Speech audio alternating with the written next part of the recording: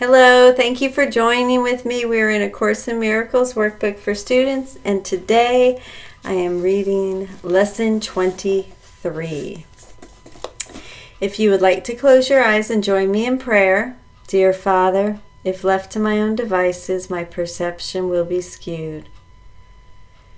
I surrender to you everything that I think and feel. God, please take my past, plan my future. Send your Spirit to redeem my mind that I might be set free. May I be your channel, God, and serve the world. May I become who you would have me be, do what you would have me do, go where you would have me go, and say what you would have me say, and to whom, dear God. God, thank you for bringing us together today. Amen. All right, here we go. So I opened the book to a chapter, and I'm just going to randomly read a chapter. Our task is but to continue as fast as possible the necessary process of looking straight at all interference and seeing it exactly as it is, as interference. For it is impossible to recognize as holy without gratification what you think you want. Let me repeat that. For it is impossible to recognize as holy without, and that's holy, W-H-O-L-L-Y, without gratification what you think you want. The body is the symbol of the ego, as the ego is the symbol of separation. Of the separation. And both are nothing more than attempts to limit communication and thereby to make it impossible. For communication must be unlimited in order to have meaning, and deprived of meaning, it will not satisfy you completely.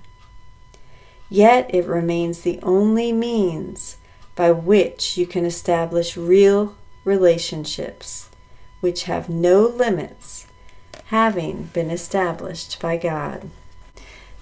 This is chapter 15, the Holy Instant, section 9, paragraph 2, if you want to read that. I love reading anywhere because I always feel like I find a nugget of beautifulness, of truth. All right, so lesson 23. I can escape from the world I see by giving up attack thoughts. The idea for today contains the only way out of fear that will ever succeed. Nothing else will work. Everything else is meaningless. But this way cannot fail. Every thought you have makes up some segment of the world you see. It is with your thoughts that we must work if your perception of the world is to be changed. If the cause of the world you see is attack thoughts, you must learn that it is these thoughts which you do not want. There is no point in lamenting the world. There is no point in trying to change the world.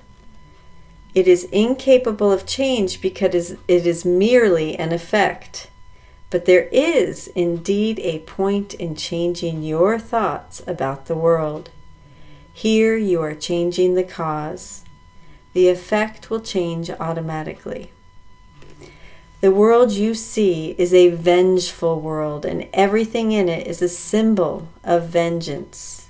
It doesn't say some things. It says everything in this world is a symbol of vengeance. Each of your perceptions of external reality, and that's quoted, is a pictorial representation of your own attack thoughts. One can well ask if this can be called seeing.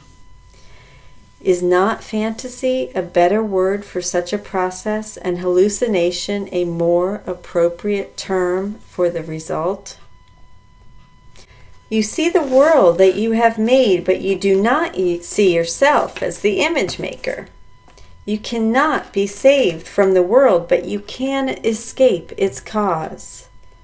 This is what salvation means. For where is the world you see when its cause is gone? Vision already holds a replacement for everything you think you see now. Loveliness can light your images and so transform them that you will love them, even though they were made of hate. How about that?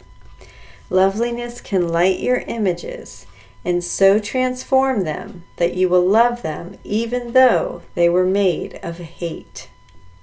For you will not be making them alone.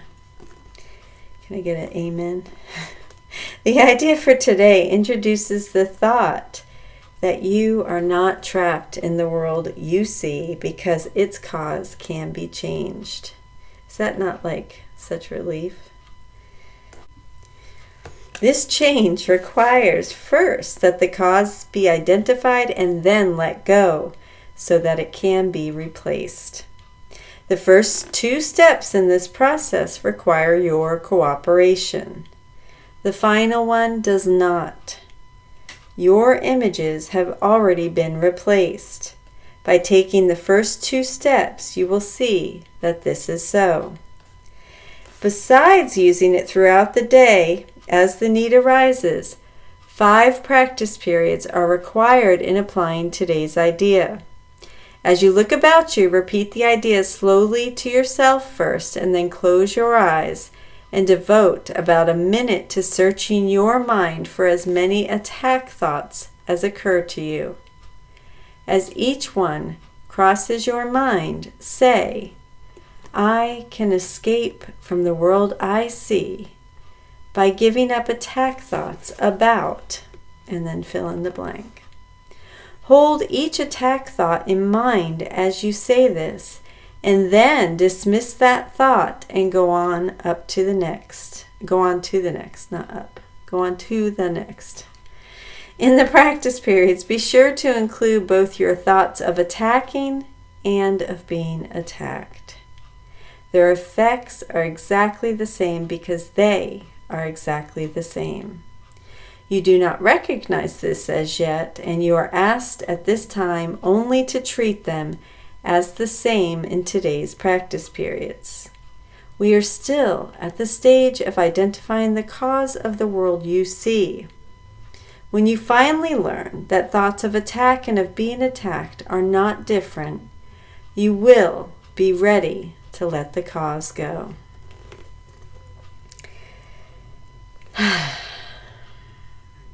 Lesson 23.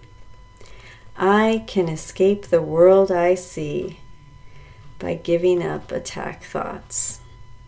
5 times today and as needed. I don't know about you, but it makes me feel such a sense of relief, quite honestly. All right. Thank you for joining with me. As I see with Christ's vision, by joining with love's oneness, I bless all living things and see only holiness. I see only holiness. This is how I achieve loving self-talk. I am receptive and flexible, allowing each moment to be new. I am released and allow a softness. I observe transformations and let them be healed with the power of love in me. Thank you so much for joining with me. I love you. Have a beautiful day.